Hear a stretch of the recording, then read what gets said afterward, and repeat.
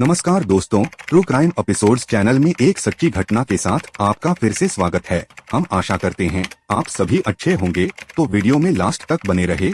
और हाँ दोस्तों, घटना के बारे में कमेंट करके अपने विचार जरूर रखें। अगर आपको हमारी टीम की मेहनत पसंद आए तो चैनल को सब्सक्राइब जरूर करें। हमें आपके सहयोग की बहुत जरूरत है। तो चलिए कहानी शुरू करते हैं। जगतार सिंह पंजाब बिजली बोर्ड में नौकरी करता था, लेकिन न जाने क्यों आज से 5 से 6 साल पहले उसने अपनी यह नौकरी छोड़ दी और घर पर रहकर स्वतंत्र रूप से बिजली मरम्मत का काम करने लगा था।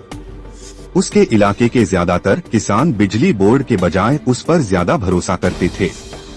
इसीलिए दूर दूर तक के गांवों में जब किसी की घर की बिजली या ट्यूबवेल की मोटर खराब होती, लोग बिजली बोर्ड में शिकायत करने के बजाय जगतार को ले जाकर अपना काम करवाना ज्यादा बेहतर समझते थे। एक तो इससे उनका समय बच जाता था, दूसरे जगतार की भी रोजी रोटी अच्छी तरह से चल रही थी। एक शाम जब जगतार अपने निश्चित समय पर घर नहीं लौटा तो उसके घर वालों को उसकी चिंता हुई। इंतजार करने के अलावा कोई दूसरा उपाय नहीं था, क्योंकि उसका फोन बंद आ रहा था। जब रात 10 बजे तक भी वह घर नहीं लौटा तो उसके घर वाले परेशान हो उठे। जगतार सिंह का मोबाइल बंद था, इसलिए बात नहीं हो पा रही थी। उसकी पत्नी परमजीत कौर, बड़ा भाई गुरबख्श सिंह तथा गांव के कुछ अन्य लोग उसकी तलाश में निकल पड़े थे। रात करीब 11 बजे अचानक उसका फोन मिल गया। उसकी पत्नी परमजीत कौर उर्फ पम्मी से उसकी बात हो गई। इसके बाद उसने सभी को बताया कि जगतार अपने दोस्तों के साथ कहीं बैठकर गप्पे मार रहा है। चिंता की कोई बात नहीं है, थोड़ी देर में वह घर आ जाएगा। जगतार से बात हो जाने के बाद घर वालों की चिंता कुछ कम हो गई, लेकिन फोन पर कहने के बावजूद जगतार रात को घर नहीं आया। उसके बाद से उसका फोन बंद हो गया तो सुबह तक बंद ही रहा। अगले दिन किसी ने बताया कि गांव नरी कोकला स्थित पंचायती अनाज मंडी स्टोर की ट्यूबवेल की हौदी में जगतार सिंह की लाश पड़ी है। पंचायती अनाज मंडी जगतार के गांव सहीके से करीब 4 से 5 किलोमीटर दूर थी। लाश पड़ी होने की सूचना मिलने पर गांव के सरपंच, उसकी पत्नी, भाई और गांव के कुछ लोग नरी कोकला जा पहुंचे। वहां एक ट्यूबवेल की पानी की हौदी में जगतार की लाश पड़ी थी। उसके सिर और पैर पर मामूली चोटों के निशान थे। लाश को ट्रैक्टर ट्रॉली पर लादकर उसके गांव सहीके लाया गया। जगतार के पास अपना स्कूटर था, जिससे वह गांव गांव जाकर लोगों का बिजली का काम करता था। काफी तलाशने पर भी उसका स्कूटर वहां नहीं मिला। यही नहीं, उसके औजार और मोबाइल फोन भी नहीं मिला। बहरहाल गांव आकर जब घर और गांव वालों ने कहा कि यह साफ साफ हत्या का मामला है और इसकी सूचना पुलिस को देनी चाहिए, तो उसकी पत्नी परमजीत कौर उर्फ पम्मी ने रोते हुए स्पष्ट कहा कि वह इस बात की सूचना पुलिस को कतई नहीं देना चाहती, क्योंकि पुलिस को सूचना दी गई तो वह लाश को कब्जे में लेकर उसका पोस्टमार्टम कराएगी। वह नहीं चाहती कि मरने के बाद उसके पति की लाश को काट पीट कर दुर्दशा की जाए। जगतार के बड़े भाई गुरबख्श सिंह और सरपंच ने परमजीत को काफी समझाया कि पोस्टमार्टम होने से पता चल जाएगा कि जगतार की मौत क्यों और कैसे हुई है, लेकिन परमजीत अपनी बात पर अड़ी रही। उसका कहना था कि जगतार की मौत बिजली का करंट लगने से हुई होगी, इसलिए पोस्टमार्टम की कोई जरूरत नहीं है। सरपंच ही नहीं, घर तथा गांव वाले कहते रह गए, लेकिन परमजीत ने किसी की नहीं सुनी। मजबूर होकर गांव वालों ने पुलिस को सूचित किए बगैर ही जगतार सिंह का अंतिम संस्कार करा दिया। जगतार का विवाह परमजीत कौर से हुआ था। उसके 2 बच्चे थे, 19 साल की बेटी हरप्रीत कौर और 14 साल का बेटा। परमजीत कौर ने जिद करके पति का अंतिम संस्कार भले ही करा दिया था, लेकिन जगतार सिंह के भाई फौजी गुरबख्श सिंह के मन में हर समय यही बात घूमा करती थी कि आखिर परमजीत ने जगतार की लाश का पोस्टमार्टम क्यों नहीं कराने दिया। यह एक ऐसा संदेह था जो उसे किसी भी तरह से चैन नहीं लेने दे रहा था। जगतार के अंतिम संस्कार की सारी रस्में पूरी हो गईं, तो परमजीत अपने मायके मलेर कोटला चली गई। इसके बाद तो वह पूरी तरह से आजाद हो गई। कभी वह संगरूर चली जाती तो कभी अमरकोट।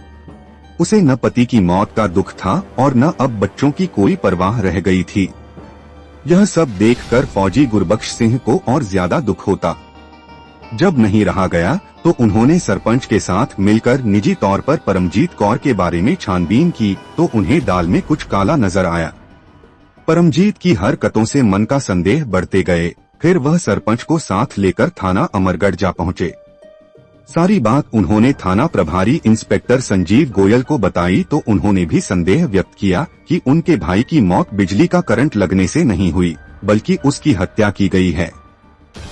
संजीव गोयल ने गुरबख्श सिंह की पूरी बात सुनकर उनकी शिकायत दर्ज कराकर उन्हें पूरा विश्वास दिलाया कि वह जल्दी ही जगतार की मौत के रहस्य से पर्दा उठा देंगे।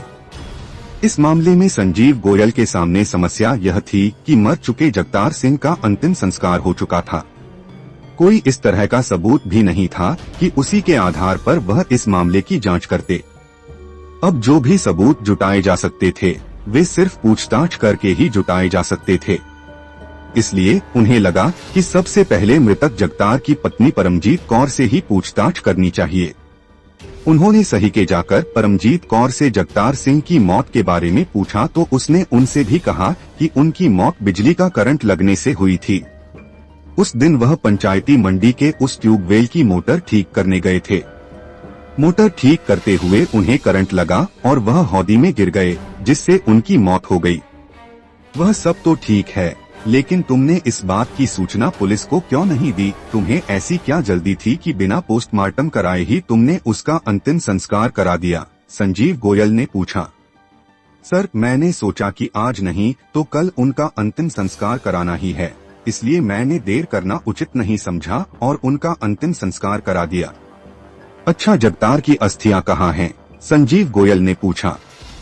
उन्हें तो मैंने श्री कीरतपुर साहिब में प्रवाह कर दी हैं। मतलब तुमने सारे सबूत मिटा दिए, कुछ भी नहीं छोड़ा? खैर, फिर भी मैं सच्चाई का पता लगा ही लूंगा, संजीव गोयल ने कहा।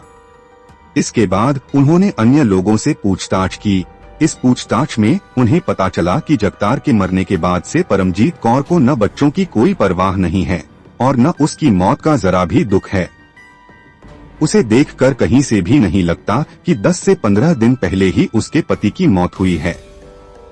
बहरहाल उस दिन की पूछताछ में सरपंच ने ही नहीं, गांव के जिस किसी से उन्होंने पूछा, सभी ने यही आशंका व्यक्त की कि जगतार की मौत करंट लगने से नहीं हुई, बल्कि उसकी हत्या की गई है और उसकी हत्या में कहीं न कहीं से परमजीत का हाथ जरूर है। इसी पूछताछ में संजीव गोयल को गांव वालों से पता चला कि परमजीत कौर के घर रविंद्र उर्फ रवि तथा जुगराज का काफी आना जाना था। हत्या वाले शाम जगतार को उन्हीं दोनों के साथ तोरिया गांव की ओर जाते देखा गया था। संजीव गोयल थोड़ा और गहराई में गए तो पता चला कि परमजीत कौर और रविंद्र के बीच जरूर कुछ चल रहा है। इसके तुरंत बाद उनके एक मुखबिर ने उन्हें बताया कि परमजीत कौर को उसने रविंद्र के साथ मलेर कोटला की ओर जाते देखा था।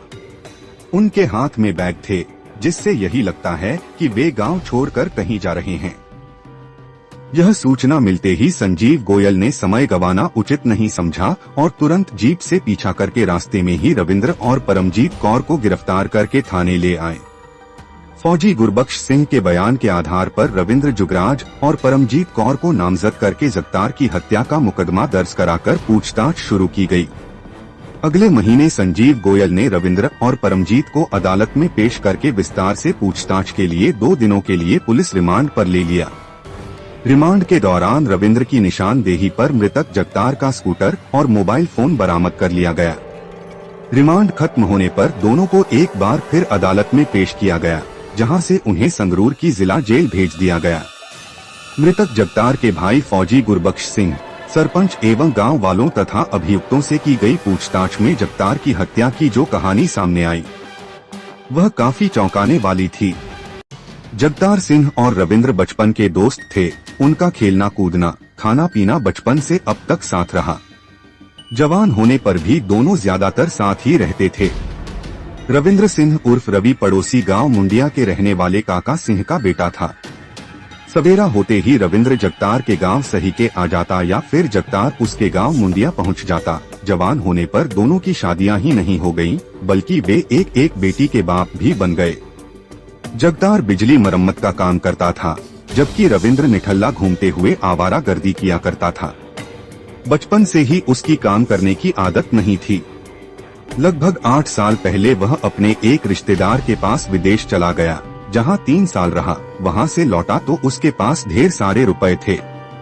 वह कार से जगतार से मिलने उसके घर गया तो उसके लिए भी ढेर सारे महंगे उपहार ले गया था। रविंद्र के ठाठ बाट देखकर जगतार की पत्नी परमजीत खूब प्रभावित हुई। उस दिन के बाद जगतार का घर शराब का अड्डा बन गया। रोज महफिलें सजने लगी।